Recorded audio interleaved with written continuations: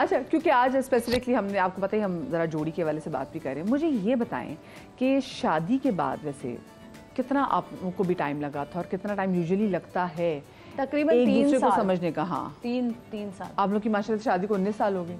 18 साल हो गए। 1 साल बढ़ा दिया। 19 होने वाले हैं। हाँ, बस दिसंबर में इंशाल्लाह। इंशाल्लाह तो उंगलियों पे गिन रही है। 14 साल कहते हैं, मुशक्कत हो चुकी है।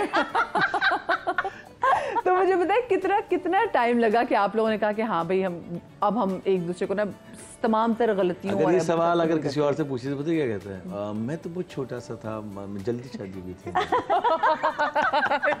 मुझे समझ नहीं आई थी। मैं सर अम्मी ने दही लेने के लिए भेजा था, वहाँ पे काजी साहब खड़े थे, उन्होंने शादी कर दी, सामने घर में भी खड़ी थी। तो कितना वैसे आपको क्या लगता है कि आपको कितना टाइम लगा था किस चीज में? एक दूसरे को समझने में, अंडरस्टैंडिंग में आपको लगता है समझने में तो जो पहले शुरू में बड़े फड्डे हो रहे होते ना, फिर इसके बाद आप कहते हैं अच्छा भाई हम नहीं फड्डे तो हमारे मतलब जितनी भी आर्ग्यूमेंट्स होती हैं, लड़ाइयाँ होती हैं, वो तो आम सी है। वो तो बात पे हो जाती है, किसी वक्त भी अभी भी हो जाएगी, कोई टेंशन नहीं है, डरिएगा नहीं।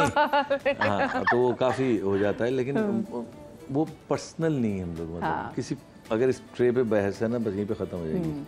ये नहीं कि इस ट्रे को तोड़ना ज़रूरी है। तो ये एक बहस होती है और जो मेरे ख्याल से हेल्दी होती है, और बस हम वो इतना चलती ज़िंदगी। 3 साल तो कम से कम लगे हमें, क्योंकि ये अकेले रहते थे और मैं पूरी फैमिली भरे में रहती थी। ये जाते थे अमेरिका, तो ये वहाँ पे फैमिली थी, लेकिन यहाँ जब फिल्म्स के लिए आते तो कोई भी नहीं था।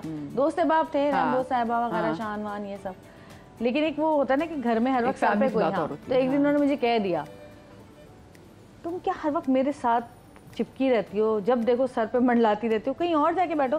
मैंने कहा भाई मुझे तो इतने बड़े घर में घबराहट होती है, मेरे तो हम तो बहुत सारे बहन भाई थे, 5 बहन भाई थे, यहाँ तो घर में कोई होता ही नहीं है, तो एक आप ही के साथ चिपकी रहूंगी। मैंने कहा जाना है। अच्छा, फिर उन्होंने शायद रियलाइज किया कि अब ये कहीं नहीं जाने वाली, इसलिए अब इसको बर्दाश्त करना सीख लो हर जगह। और फिर वो दिन जिंदगी का अहम दिन था जो चेंज हुआ, हम दोनों साथ ज्यादातर जब ये खबरें देख रहे होते थे ना, तब होता था। मैं कहती थी अरे कुछ और लगाए ना क्या टीवी पे खबरें। फिर ये बड़ा मनहूस सी शक्ल बना के देखते थे कि ये कहाँ से आ गई ये मुसीबत। यानी कि वही टिपिकल जोड़ा के जो मियाँ है वो करंट अफेयर्स का शो देख रही है, बेगम कह रही को चेंज कर दे, ड्रामा लगा दे। मुझे क्या, मैं दूसरे कमरे में जाके देख लूँ, क्यों है, मैं यहीं देखूंगी बैठ। क्या बात है, ये मोहब्बत है ना। देखिए ना, वो चाहती है कि आप उनके साथ एंजॉय करें जो ड्रामा देखना चाह रहे हैं। एक बहुत मजे की बात है, एक मजे की बात ये है कि ये फिल्म करने जा रहे थे ना, तो मैंने इनसे कहा कि अच्छा आप हीरोइन कौन है आपके साथ? कोई हीरोइन नहीं है, मैं विलन हूँ उसमें। मैंने कहा अच्छा, विलन के तो ज़्यादा मजे होते हैं। हाँ सुने ना, उसके बाद बकरीद से पहले ऐसी मैं बैठी हुई टीवी पे ना, मूवी का वो ट्रेलर आ रहा, तो मैंने कहा सऊद आपकी नई मूवी का ट्रेलर आ रहा है, बड़े मजे से बैठ के देखे। अचानक मैंने देखा सऊद साहब खड़े हुए और 2 औरतें, एक बेहुदा नाच इधर हो रहा है और एक बेहुदा नाच उधर हो रहा है, और दोनों सऊद के साथ चिपक रहे। सऊद साहब क्यों खड़े बीच में? मैंने कहा आपने तो कहा था कोई हीरोइन नहीं है मेरे साथ। कहने लगे हाँ तो मैं बदमाश बना हुआ हूँ ना इसमें, ये तो ऐसी डांस कर रही है इधर। मैंने कहा भाई अगली दफा हीरोइन ले लेना, इन डांसर्स से बेहतर है। मैं बता रही हूँ जो वो होते थे ना, क्या कहते हैं विलन, उनके ज्यादा मजे होते थे। आप लोग मेरा बेइज्जती प्रोग्राम है।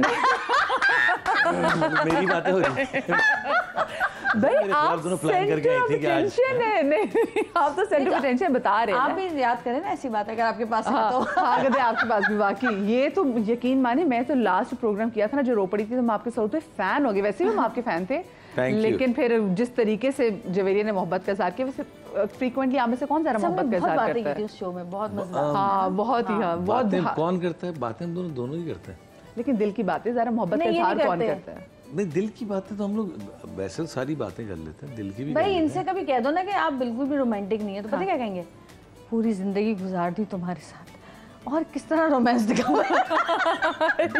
ये क्या जस्टिफिकेशन है कि मैंने जिंदगी गुजार दी है? नहीं, रोमांस देखिए, जो हमारी जिंदगी इट्स नेचुरल लाइफ, ठीक है।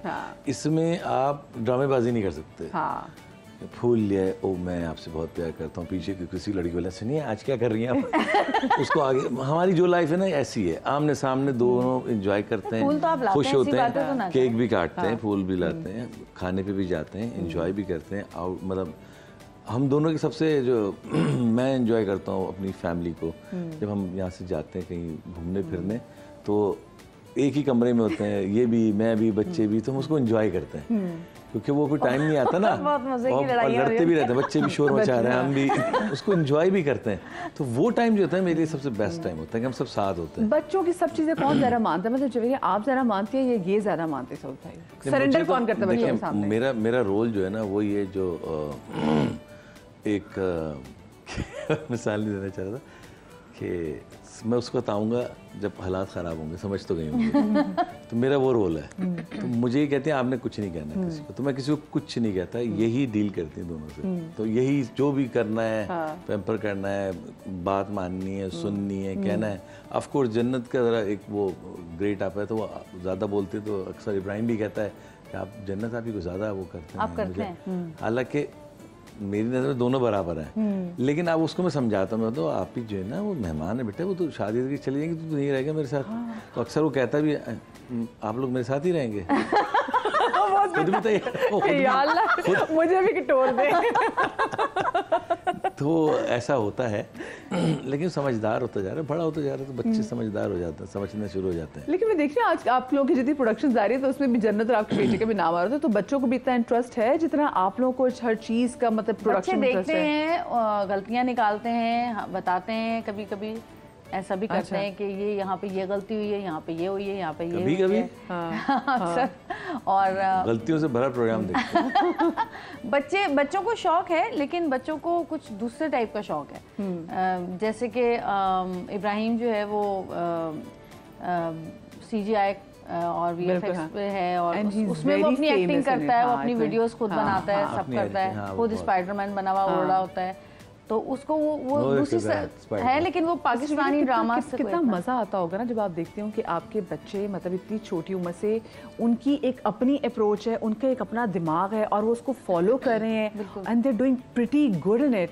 तो मतलब कितना फख्र होता होगा, क्या लगता है कि हाँ भाई लाइक अब now I can go in peace कि बच्चे मेरे जो है ना अभी से इतने समझदार हैं। इब्राहिम का तो एक चीज़ बिल्कुल फोकस है कि मैंने ये करना है।